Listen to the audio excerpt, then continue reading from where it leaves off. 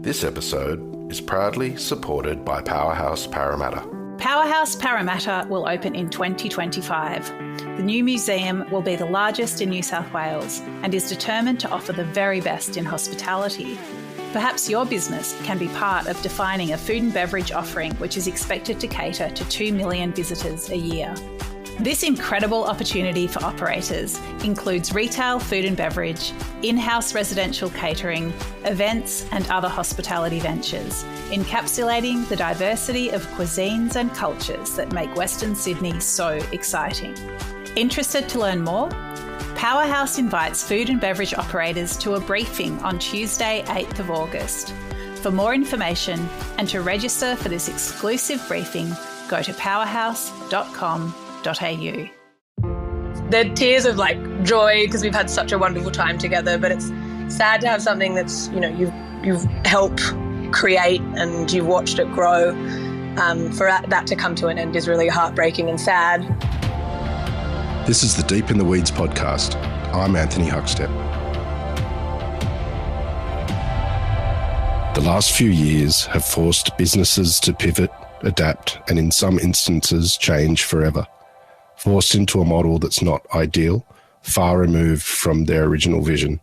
And as society has opened up again, many have found it hard to recapture the way things once were.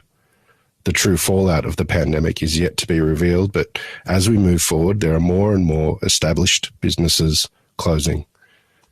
Phoebe McWhirter is the restaurant manager of Stanbuli in Enmore, Sydney. Phoebe, how are you? I'm good, thank you. And yourself?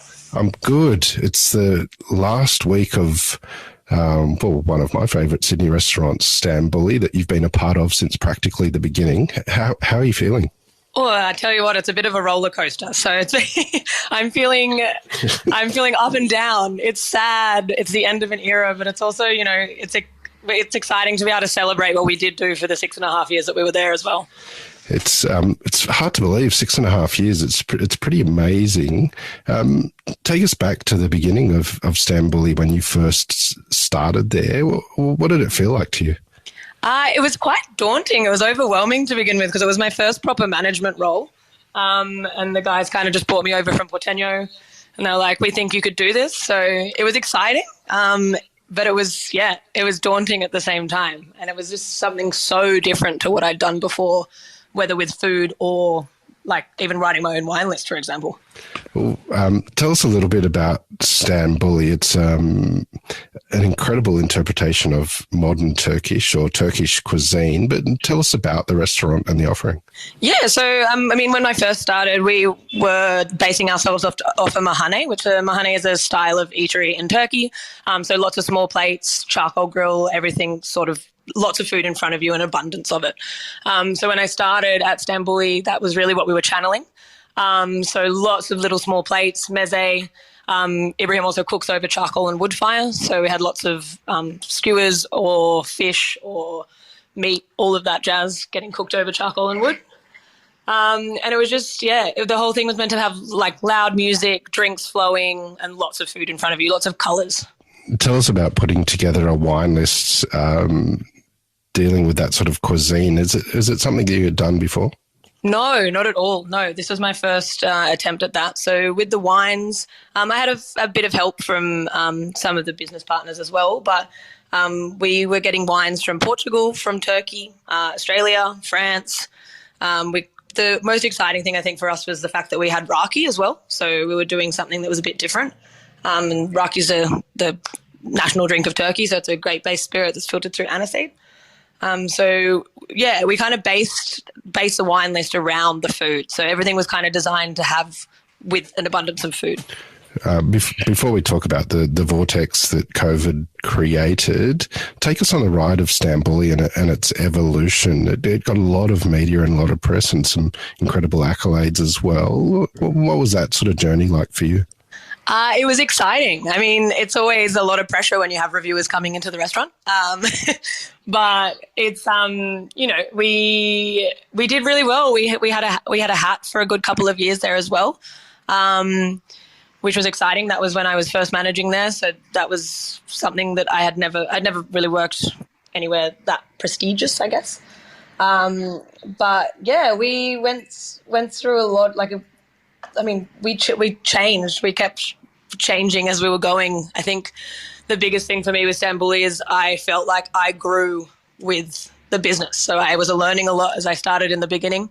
I think I've come a really long way within my career with this place as well. And that was through the accolades that we were winning. There was always something to sort of strive for.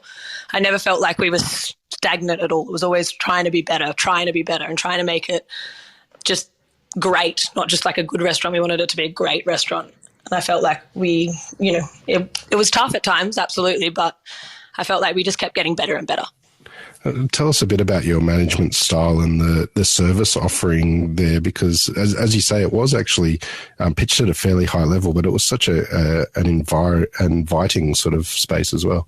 Yeah, and that definitely stems from Ibs, like he always wanted to make it seem like you were walking into your home. You wanted to feel comfortable when you come into the building. You always need to make sure you say hello to people, give that good first impression and that last impression as well. So you want to be saying hello, you want to be saying goodbye, but you don't want to, you want people to come in and you want to offer them a drink, not just get them water. You want them to feel comfortable. And I think we really created that with we have a lot of regulars that would come in all the time, including yourself. So, we created that environment which made people feel like they could come in and have a chat, or come in and just have a beer and a plate of stuffed mussels. That was always the dream. So it was making it a homely feel, I think, was what my aim was, making people feel comfortable. I always pride myself, and I want my staff to have their personality show through as well. I'm not into stiff service at all. I think that was something that I was definitely trying to remove from that. Like when we originally started, we wore bow ties, for example, and we're finished up and we wear t-shirts. Were the challenges presenting that sort of elevated experience of Turkish on Enmore Road? It's evolved a lot since you first opened, but were there challenges in the early days of presenting the restaurant? Yeah, definitely. I think it was hard. People didn't quite get it. I think it was something that was so new, there's all this stigma behind what Turkish food is. Everyone's like, oh yeah, kebab and dips. It's just not the traditional food that, you would have in a mahane when you went overseas. It was their salads. Everything is so meticulously prepped, and it's all hand cut, and it's all fresh produce, and you can't hide behind that either, because it is what it is. And it's just, it was hard to get people to understand that, because people come in and they have this expectation that they're going to get a kebab and a plate of dips, or I guess people get share plates and everything like that, but having all of these small things in front of them, a lot of people got overwhelmed and be like, oh, there's too much food. And the whole idea is you're meant to have that much food in front of you and you don't have to rush. It's not your entree, main, dessert, it's just designed to sit there and you can just eat it throughout the entire meal.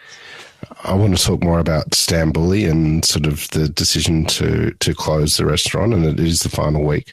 But take us back to when you were young. What sort of role did food play in your family?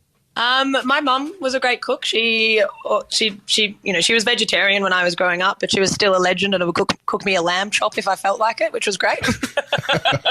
Dad, on the other hand, terrible cook. I think the only thing that he was great at was fish fingers, mashed potato, and peas. So I definitely got the food love from my mum. Yeah, and I guess with mum growing up too, she always took me out for dinners with her too. So we went out quite a bit, and we had our regular restaurants that we went to when I was younger, and that actually ended up being my first hospitality job. So my step in the door.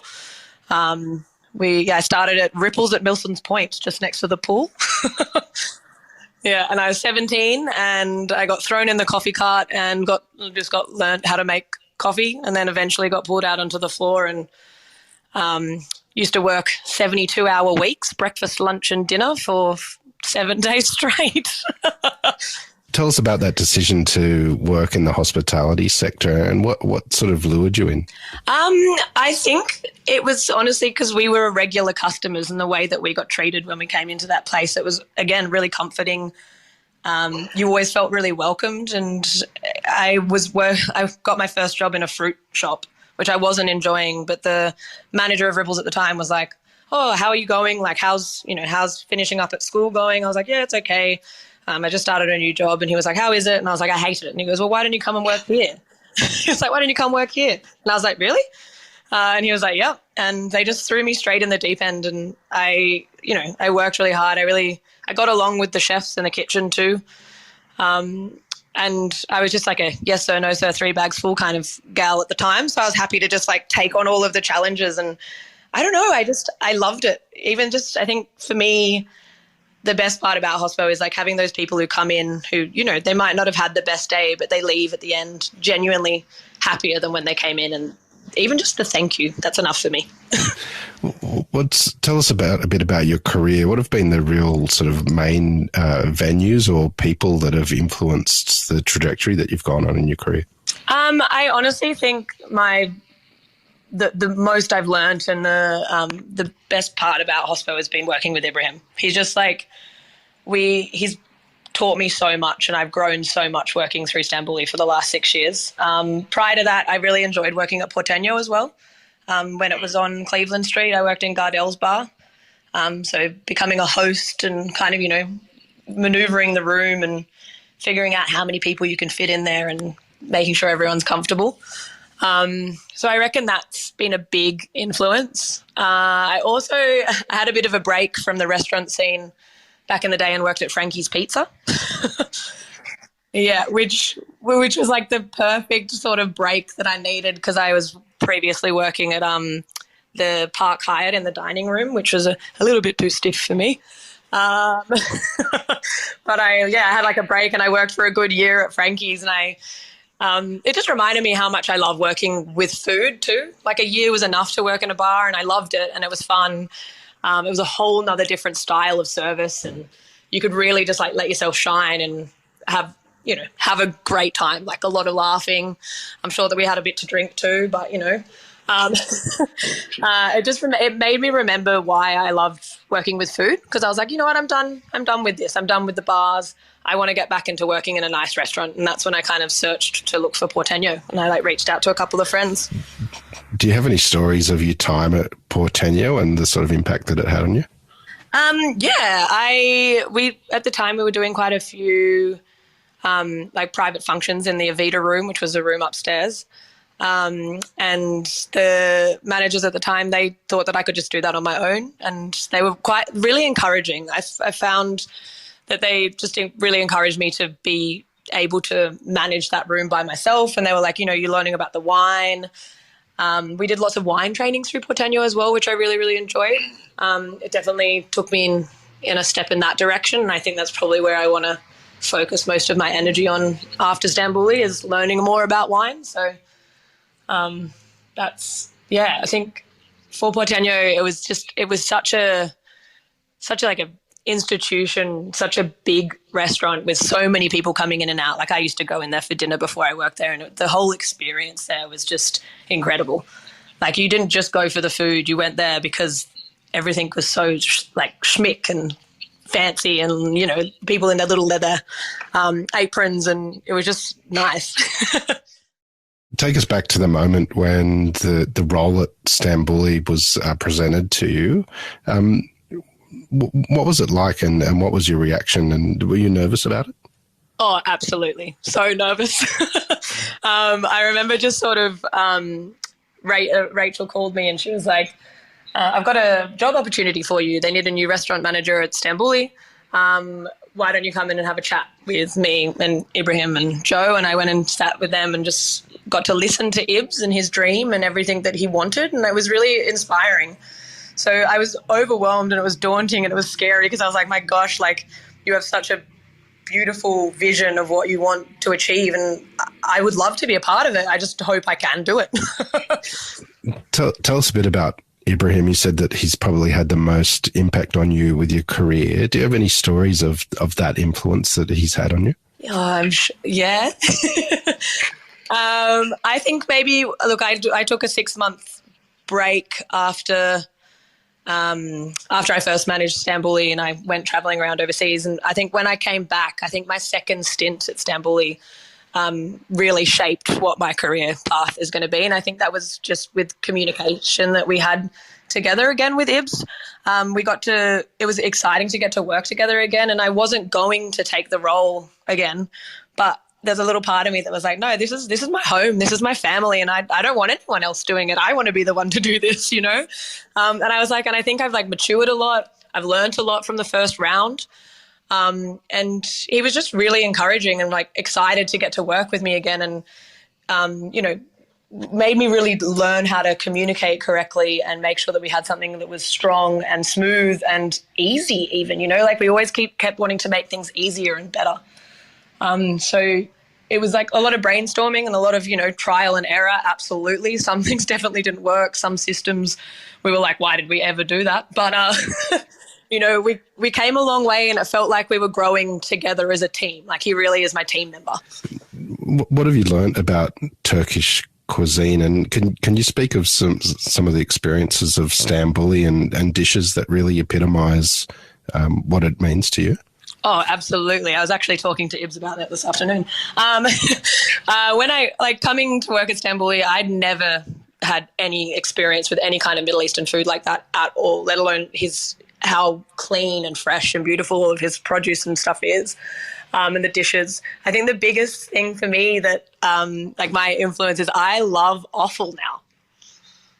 And it's something that I just like, I never would have considered eating that before. And I was like, you know, I was hilarious when I first started at Stanbuli. I didn't like raw onion, which is just ridiculous.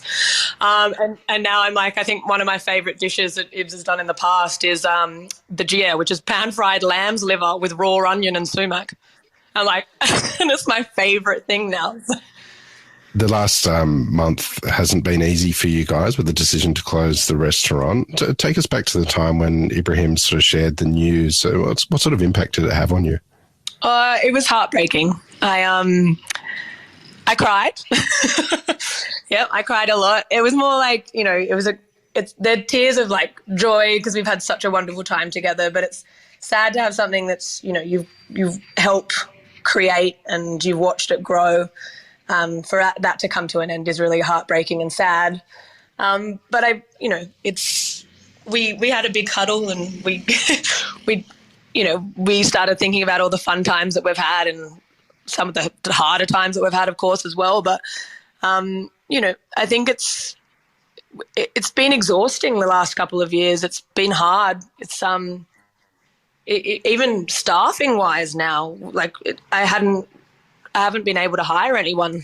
Now that we're closing, you can't anyway, but pre that, it was just impossible to find any staff members anymore. And it was just watching the whole hospitality industry, it's changed so much over the last 2 years, whether that's people's career choice anymore, but I just haven't, I found that really hard. And I think when the decision was made that we were closing, it was almost like, okay, well, we've done a lot. We've come a really long way, and look, 6.5 years is a long time. So I think, heartbreaking, but it's time. It's the end of that era. So I'm okay with it. COVID impacted so many restaurants and people in hospitality in so many different ways. What sort of impact did it have on Stanbuli and its offering? Did it change it quite dramatically? Yeah, especially when we had to, we changed to just do takeaways. So that was definitely a different impact. We were off, we started doing dips, which was something that we never ever used that word ever. It would definitely COVID affected that. We had to kind of just change our whole rhetoric of what we were serving. Obviously the punchy flavors and all of that was still there, but the dishes changed quite a bit. Yeah. Was it hard to go back to what Stanbuli used to be and re-emerge from this? I don't know if I'd say it was hard.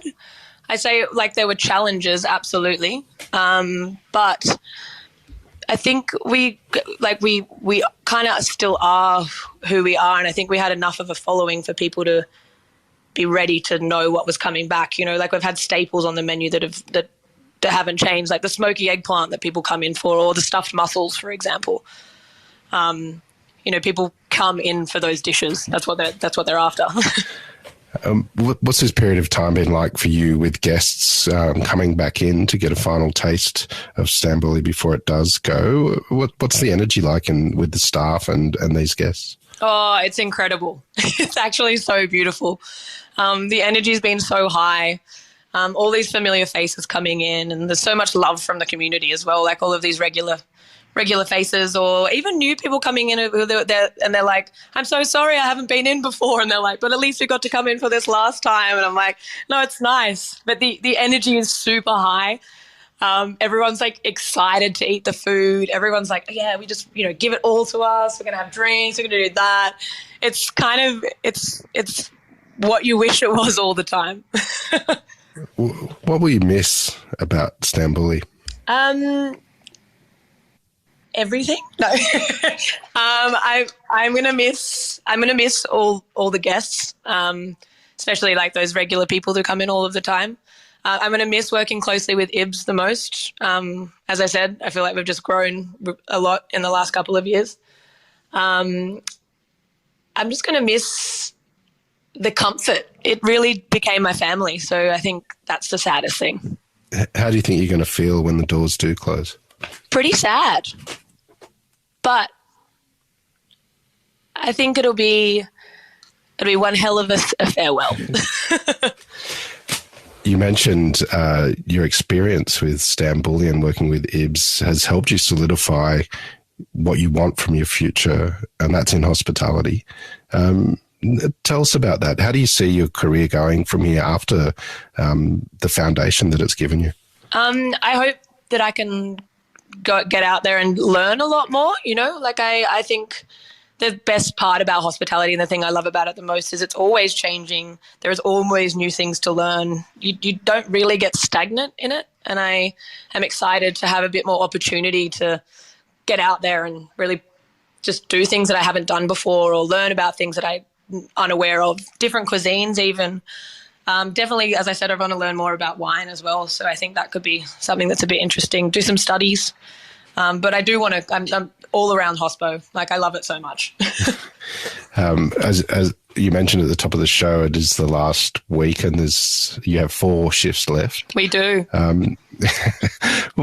Is there any plans for a celebration or farewell at the end of the week? We will, well, not on the Saturday. I think we're going to just get everything done. We've got a lot of familiar faces coming in on the last couple of nights, so that'll be really fun. And then I think, and maybe a week later, we'll get all the team together and we'll just go to the pub and we'll get to hang out when it's kind of died down a little bit, so we can just sort of relax and enjoy each other's company rather than have a huge send-off on the last night, The hospitality industry is full of dynamic duos that create restaurant experiences, often a chef and a front of house professional. With the synergy and the connection that you have with Ibrahim, do you see something, or have you discussed something in the future where you two might pair up again and we'll see a different iteration of Stanbuli? Oh, we haven't spoken about it, no, but that would be the dream, wouldn't it? What do you love about what you do? I love the energy. I love being on my feet, and I love hosting. I love facilitating a good time for people. I think that's my favorite part about it. Well, what does it take to create or facilitate that sort of environment for people? I think you need to have not the education, you need to know what you're selling or know what you're doing, whether it's about wine, whether it's about the food. You need to be knowledgeable about what you're doing without coming across as arrogant. I think that's probably one of the bigger challenges, or that's something that I've noticed in some restaurants when you go in and you're like, oh, that's you kind of just making me feel uncomfortable.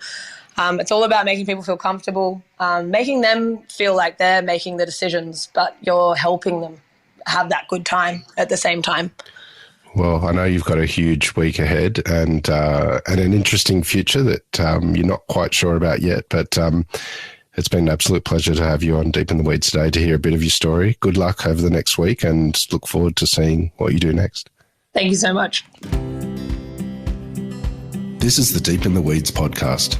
I'm Anthony Huckstep. Stay tuned as we take a deep dive into the lives of the incredible people who ply their trade in the food and hospitality sector. Special thanks to executive producer Rob Locke for making this all happen. Follow us on Instagram at Deep in the Weeds Podcast, or email us at podcast@deepintheweeds.com.au. Stay safe and be well.